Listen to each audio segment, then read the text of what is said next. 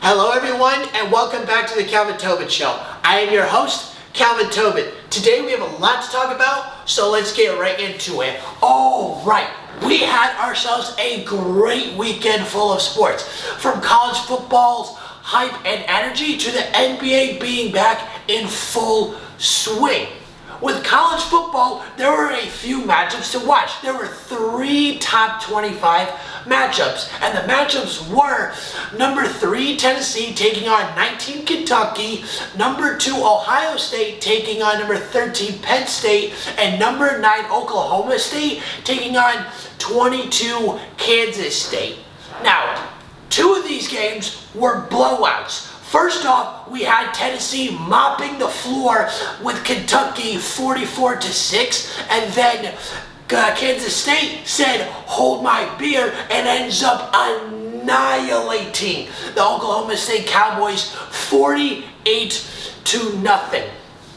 But if there was a good game that you wanted to watch, all you had to do was turn the channel to Fox, and you're right there in Happy Valley watching a great rivalry with the Ohio State Buckeyes taking on the Penn State Nittany Lions. Now, in this game, it was wire to wire almost the entire way through. And Penn State, you gotta give it to them. Yeah, they did get destroyed by Michigan a few weeks prior, but they're giving Ohio State a run for their money, because through the first 3 quarters of this game, and by the end of it, it was 16-14. That was the score. No consistent scoring, no like oh wow moments to get you out of your seat when it came to scoring. But that was not truly a highlight until the 4th quarter, because what happened in those first 3 quarters was a pure offensive show. If your face wasn't glued to this game and to that screen, I don't know what would have made you watch, because this game was a truly offensive show. Because what happened is Ohio State's receiver Marvin Harrison Jr. and Penn State's wide receiver Parker Washington went completely off. Both of them combined for 364 receiving yards. Marvin Harrison got 185 and Parker got 179. Now, out of all this offensive firepower, when is the scoring going to happen? Well, first, let's give the defense credit where it's due, especially Penn State. They had Ohio State dead to rights with 9 minutes left in the 4th quarter at 16 points. In that 4th quarter, Penn State was able to finally get their lead back and lead the game 21-6. But before that, with Penn State's defense, we gotta give them a lot more credit than what we're actually giving them, because until the absolute craziness that came in that 4th quarter, Penn State actually had Ohio State dead to rights at 16 points. 16 points. But as soon as that 4th quarter happened, all hell broke loose. Defenses were non-existent, as 38 combined points were scored by either team, and 28 of them were scored by Ohio State. But to really understand how insane this game was, you had to appreciate the defense. And the guy to watch on defense it wasn't Penn State, it was obviously Ohio State, because they always have the best guys to always show out, and sometimes even the best players show out in big games. And with what happened in this game was this guy named JT Tuamaloau. This dude had one of the best defensive performances you could possibly have for a single defensive player. And he, for sure, I do not think that it has happened this year, nor will it happen for the rest of the year. JT had the best defensive game all year. He had 6 tackles, 2 interceptions, 2 sacks, and a pick 6. Now, with those stats, oh, you're thinking this dude's got to be a linebacker, a safety, or a corner. Nope, this dude is a defensive end. Like, how ridiculous is that? Like, you can't compare to how insane that is. With what JT put up on a defensive end, that's like a 250-yard game by a wide receiver. Like, that is just absolutely insane with what JT did. And because of all this dominance, especially leading up all the way into the fourth quarter, and the best part came out in the fourth quarter where 38 points were scored. Like, every single drive except for the very first drive when Penn State had it at the beginning of the fourth quarter, every single drive was a touchdown in that fourth quarter. And most of the mistakes were also made in that fourth quarter too. But it was a great rivalry game, and because of the domination between both sides of the ball, Ohio State was able to come out on top and beat Penn State 44-31. And when it comes to the word domination, very few players are tied to that word. And LUKA is one of them. LUKA is on an absolute tear right now with what he's doing. But here's the thing. Let's get into this Magic game first. Last night, the Dallas Mavericks ended up playing Paolo Banchero and the Orlando Magic. And in this game, the factors of this game was consistency and turnovers. The Magic had to make sure that they were consistent with their shots, because last year Dallas was one of the highest offensive scoring teams in the entire league. So if you want to win this game, you got to be able to go basket for basket with them through the entirety of the game. But within this game, Paolo Banchero is looking to extend a streak of his own. He actually started out hot this year, as he just had a 6-game game streak of 20 plus points to start off his career. He almost had it in this game, but just came up short, scoring 18 points. Paolo Banchero, he's up there. Like, we're going to see a lot of great stuff from him.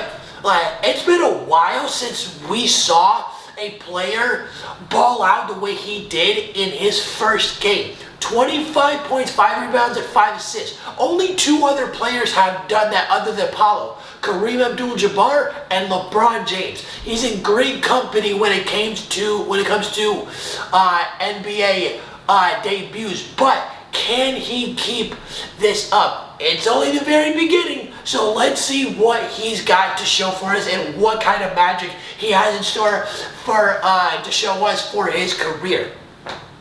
But anyways, when it comes to the factors of consistency and turning it over, the Magic have to stay consistent, and more importantly, they cannot turn the ball over, especially to LUKA.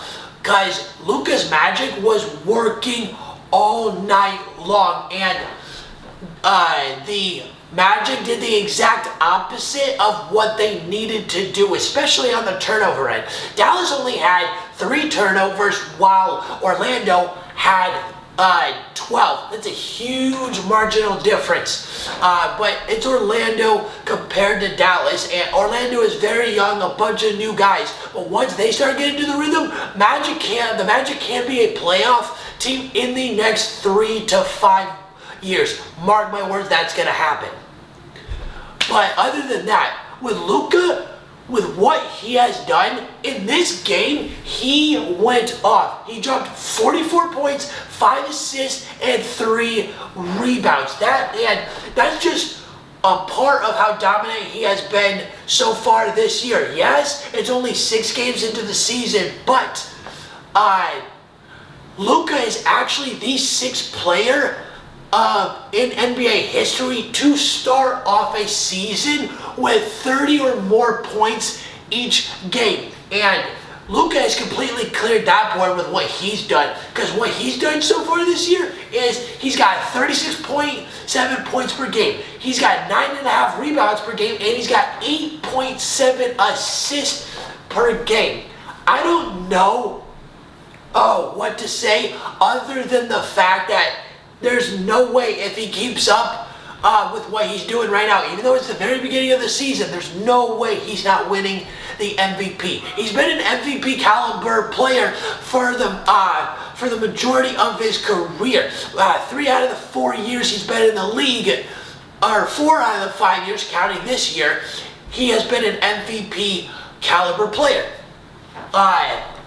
LUKA has been so dominant, and he's been very close to winning it the last couple of years. But this year, it looks like he is going to take that MVP award for his own to take. Because as of right now, nobody's stopping LUKA. The dude has had 2 40-point games, a 44-point game last night, and a 41-point game the other night. Like, LUKA, I think we're about to see a different kind of elite scoring, because we've seen players get 36, 37 points a game from the 80s up until now. You had Jordan, you had James Harden, you had Kobe. LUKA's next. I'm pretty sure LUKA's next with what he's doing if he keeps this up. When I mean a different kind of scoring, yes, Will Chamberlain did average 50 back during his time in the 50s and 60s, but in today's age, scoring 50 points is like scoring 20 points nowadays. That's nowadays, but with what LUKA and his capability of scoring, I think he has the chance to go above and beyond with what James Harden, LUKA, and Kobe did. They all got 36 and 37 points a game. I think LUKA has a good shot at getting 38 to 40, because LUKA's like that. He's slow motion but fast with it. He's nimble and smooth like that. And with what he did against the Orlando Magic, with all those fadeaways, and they were just laced after lace shot after lace shot, LUKA is about to be another different breed of what we're about to see this year. So let's see if he's got it, because LUKA, like, he doesn't have the capacity, he doesn't have the foundation just yet, but once he gets there, the Mavericks are going to be a championship type team, and LUKA is going to be the leader. Now, with the NFL season, we're just about halfway through, and now we're starting to see the good teams separate themselves from the bad teams. In this case, the Bills are the good team and the Packers are the bad team, as last night we had a game of the Bills versus Packers on Sunday Night Football, and Aaron Rodgers, his streak finally comes to an end of 13 straight primetime games of winning. Now that streak is over due to the Bills winning 27-17. With what Josh Allen has done this year, he is starting to separate himself from the average players, and he's starting to be that MVP elite player game in and game out. It's not okay game there, okay game there. It's eliteness 24/7 every single Sunday, Monday, or Thursday. Josh Allen has been that dude, and since last year, he has been proving to the NFL and NFL fan bases that he is him. Because last night, he combined for 267 total yards with 2 touchdowns through the air. And because of last night, even with how dominant Josh Allen is, the Packers had no answer for that Buffalo offense. Buffalo is just that good. It's very hard, if you can even find it at all, a weakness in that Bills entire team. Like, they're the best all-around team that you could possibly look at. And last night was just another example of it. And Josh Allen is not afraid to show how big he is to defenders. He has stiffed arm, he has faked out, and he has trucked many defenders. And the Packers were the latest example of that last night. Now, also, with what Josh Allen has been doing by running the football around, he's been looking like Derrick Henry at QB. And now, speaking of Derrick Henry, this dude has had an historic career against the Texans. Why is that? Well, when he plays the Texans, he's only played 4 games against them, and I'm about to tell you something that I didn't think was possible except for video games. But Derrick Henry is proving that he is defying all odds when it comes to size and ability at the running back position. What he has done against the Houston Texans in 4 games, he has rushed for 892 yards and 9 touchdowns. No, I did not stutter. No, I did not mess up a single stat line. You heard me say that correctly. 892 yards and 9 touchdowns. That should only be possible in Madden. And the dude is going 210, 250, 220. Like, what's next? Like, are you kidding me? But so far this year, Derrick Henry's got 755 rush yards through 7 games. Is it possible that he can run for 2,000 again? Because he would have done it last year, because he had nearly 900 yards in 8 games, and he's practically on that run right now. And to me, Derrick Henry is the second running back. To me, in my opinion, is the only other running back other than Barry Sanders that can ran for 2,000 twice in a career. If Barry Sanders had a good team or was on a good team or a playoff team anytime in the 90s, he would have averaged 2,000 minimum. That would have been his minimum. But anyways, back to this Bills versus Packers game. We know what the Bills can do and what they've done and how dominant they are. Now let's get to the Packers. What do they need to do in order to get back to their winning ways on what we know?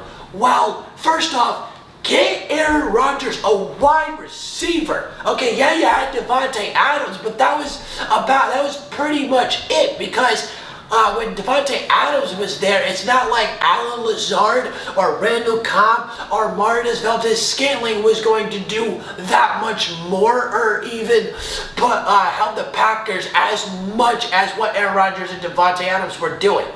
But since he has left, it is completely proven that without a wide receiver, especially even for Aaron Rodgers, even for how much he can do, you need a true number 1 wide receiver. It doesn't matter who it is. As long as he can be a true and a number 1 wide receiver, the entire offense looks completely different, while Aaron Rodgers is continuously playing with second and third stringers. Like, this is what bothers me the most, is that there might be personal situations going on with Aaron Rodgers and the Green Bay organization, but that's for them to deal with. It's the crazy fact is, like, let's just say if it is personal issues between them, you're technically, the Packers are taking their problems with Aaron Rodgers to a point, and technically out on the performance of the Green Bay Packers, because over the last 3 years, the Packers had 6 first-round picks. They chose 5 defensive players and 1 offensive player, and that 1 offensive player was Jordan Love. They had 5 chances to get a first-round wide receiver, and yet they don't do it for Aaron Rodgers. Like, this needs to get fixed, because until Aaron Rodgers gets his number 1 wide receiver back on whoever it is, may not be Devontae Adams, but Aaron Rodgers needs his guy, and that entire offense is an entirely different scheme. And you can tell the difference, obviously, even though Martez Valdes-Scantling also led, but you can see how much difference there is when you have your number 1 wide receiver leave your number 1 quarterback. And the dude is a back-to-back MVP, and yet they're doing this to him. Like, why? All he does is want to win, and yet they cannot and they will not draft for Aaron Rodgers. Like, this needs to be sorted out quick and fast, and get Aaron Rodgers his help, because if Aaron Rodgers doesn't look good, that's not football, because Aaron Rodgers is a beast with the football in his hand. Green Bay, you need to get this figured out, because if you don't, the Packers are about to be a non-playoff team, let alone a relevant team this year. Alright, that's the end of the Calvin Tobin Show. Please subscribe to my channel at Calvin Tobin Show, so you don't miss out on any sports media whatsoever. And please follow me on Instagram at Calvin Tobin Show, so you don't miss out on any sports news whatsoever. And I'm out.